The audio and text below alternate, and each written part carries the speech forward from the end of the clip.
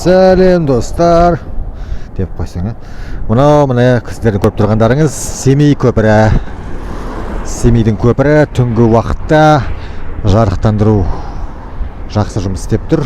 Әртүрлі түске боялып, осындай екі тіреуші бар екен. Тіреуіш деймін, не деп айтады бұны жалпы? Ар жақта тағы бір тіреуші бар.